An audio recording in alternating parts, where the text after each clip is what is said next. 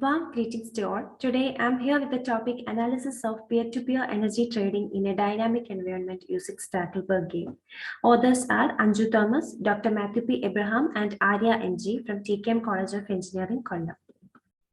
The contents include introduction, modeling as a Stackelberg game, algorithm, case studies, conclusion, publication, and references.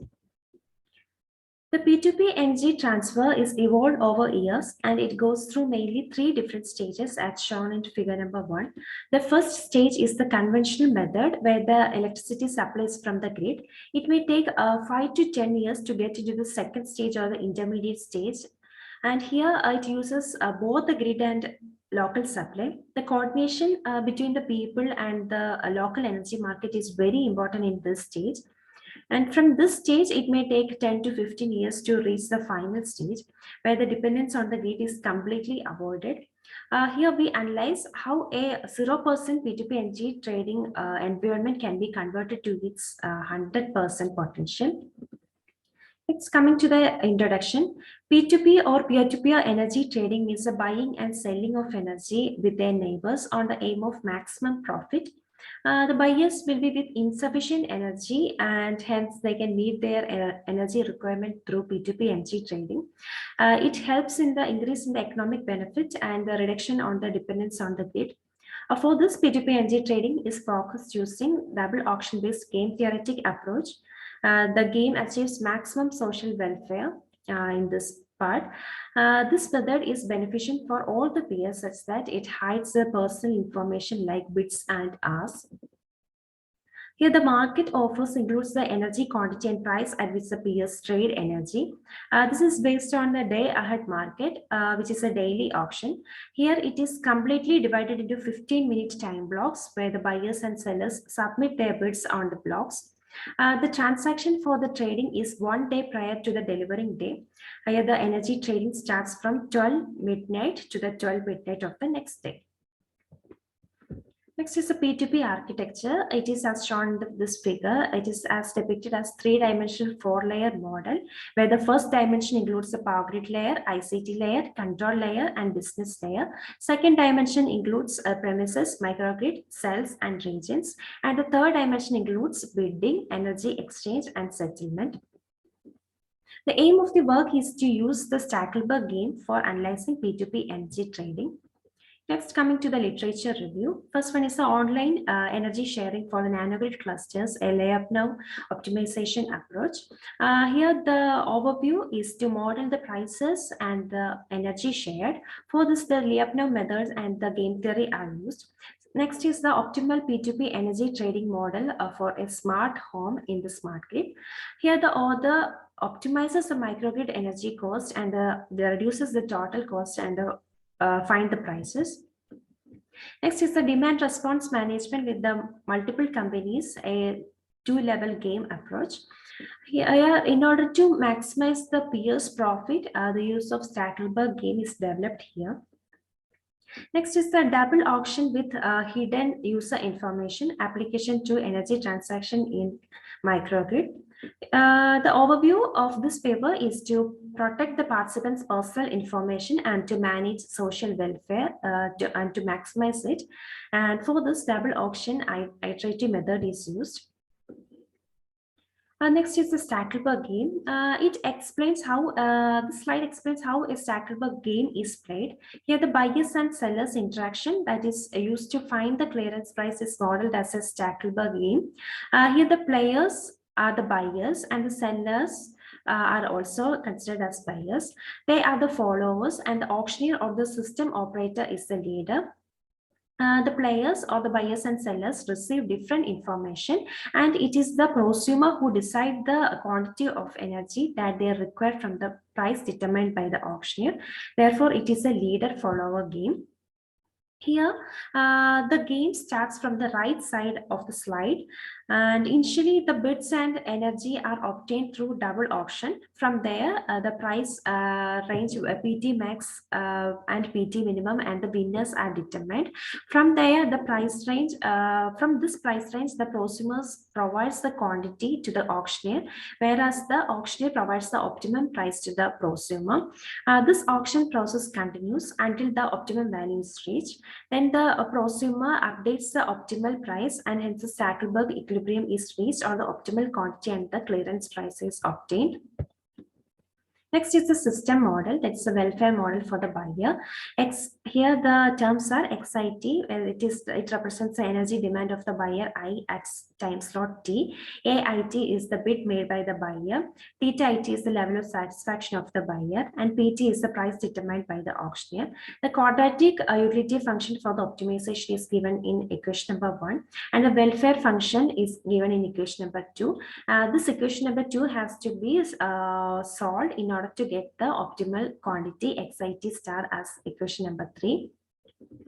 This is the buyer's optimal strategy. It is represented with 4 different functions, F1, F2, F3, and F4, where the bids for all this function is considered as the same. It is seen from the graph that it is seen that the welfare value is maximum in the case of F1, where the price and level of satisfaction is low. That is, theta and price is very much low.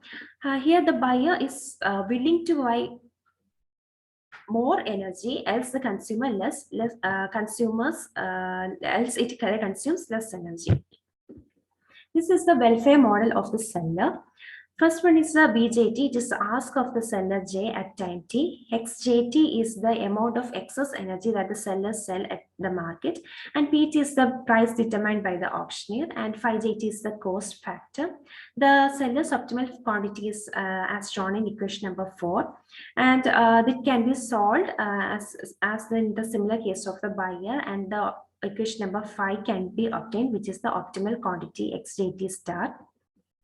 This is the welfare model of the auctioneer. Here K and J, K minus 1 and J minus 1 are the winners or the buyers and sellers participating in the trading respectively. And BJT is the ask of the seller J at time T. XJT is the amount of electricity the seller sells, and PT is the price determined by the auctioneer. C1 and C2 are the weightage of average social welfare of buyers and sellers. And in order to maximize the average social welfare per prosumer, the objective function of the auctioneer is as shown in equation number 6. By solving this ASWP, the auctioneer encourages the prosumers to choose between C1 and C2, which means if average social welfare of buyers alone is considered, then C1 is set to 1 and C2 is set to 0. If the average social welfare of sellers only is considered, then C1 is set to 0 and C2 is set to 1. If the average social welfare of both the buyers and sellers is considered, then C1 and C2 is both set to 1. And this is the Stackelberg equilibrium. Here the Stackelberg game has some of the strategies, XIT star, XJT star, and PT star, where the Stackelberg equilibrium of this game establishes the game if and only if it accepts the following set of inequalities. The first inequality represent for a buyer where the changing quantity is obtained as XIT. At the Stackelberg equilibrium, the maximum welfare is obtained at this Stackelberg equilibrium points. Here it is XIT star, XJT star, and PT star. In the second inequality, it represents a seller where the changing quantity is XJT star. Here the price in the inequality is determined by the auctioneer. And in the third inequality, it shows the average social welfare per prosumer, where the changing quantity is the optimal price. According to this, in order to validate the Stackelberg equilibrium, there always exists a unique Stackelberg equilibrium that satisfies the one leader and multiple follower. This is the algorithm to find the Stackelberg equilibrium. First is to input the prosumer's bids or asks, then to determine the trading price limit, that's PT max to PT minimum, and winners are also determined using double auction staged algorithm and Vickrey's auction. From the price range from PT maximum to PT minimum, For each of the winners, that is I is equal to 1 to k minus 1, the optimization problem is solved in order to get XIT star.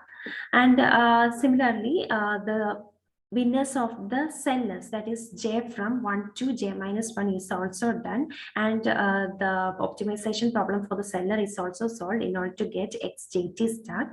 Then the auctioneer solves the optimization problem for ASWP, and the optimal price is determined. If this price minus the price is equal to 0, then the auctioneer updates the optimal price, else the PT star is equal to P, and if then this price has to be updated, that's the Stackelberg equilibrium is achieved, or XIT star, XJT star, and PT star is calculated.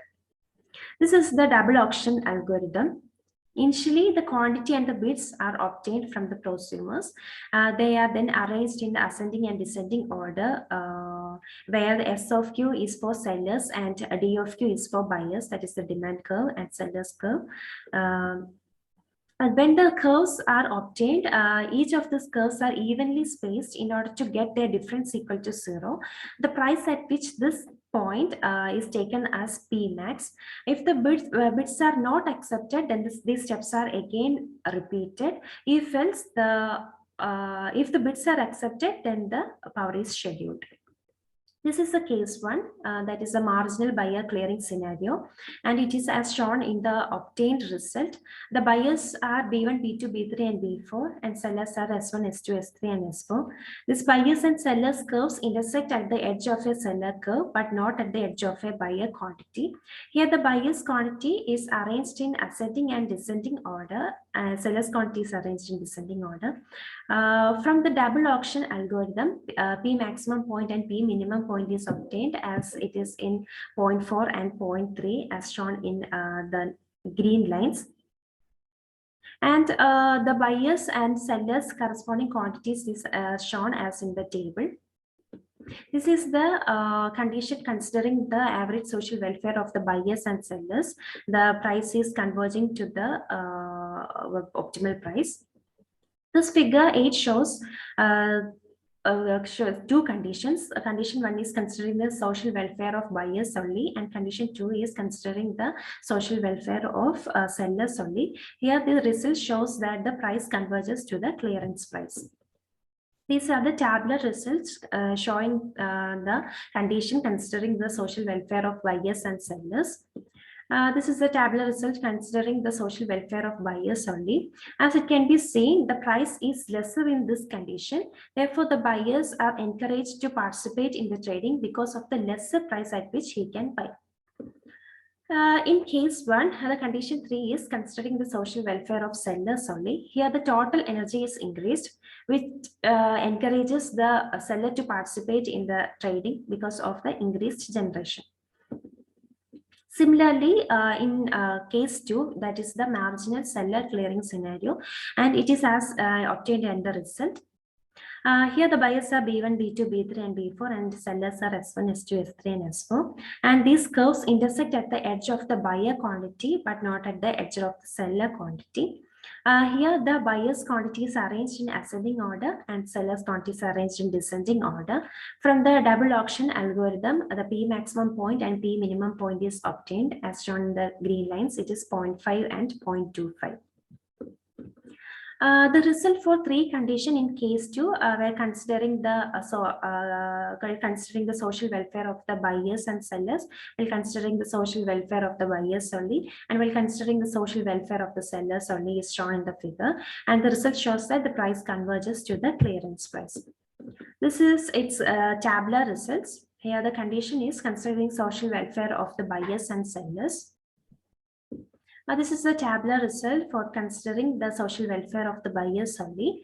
And from here, we can see that the seller 1 is not participating in trading, and the buyers are encouraged to participate in trading because of the lesser price at which the buyer can buy. This is the marginal seller clearing scenario tabular result. The condition is considering the social welfare of sellers only. Here also, the total generation is reduced as we can see. This condition adds benefits to the seller because of the higher amount at which he can sell. And coming to the conclusion, P2P energy trading aims to break the centralized infrastructure of the electricity grid by allowing direct communication and supply of energy among the peers. The most important process taking place before the energy exchanges bidding and settlement. The interaction between the peers that is used to determine the clearance price is modeled as a Stackelberg non-cooperative game. In interaction, the prosumers determine their energy requirements by solving the optimization problem in order to maximize their social welfare. Here, the Stackelberg equilibrium proves as its optimal solution. The publications are, first one is a review of peer-to-peer energy trading in Indian scenario, challenges and opportunities. It is published in International Conference on Communication, Control and Information Sciences. Next is the abstract of a dynamic peer-to-peer energy trading model to make self-sustainable microgrids. It is submitted to a sustainable energy meeting that rise energy demands. These are the references. Thank you.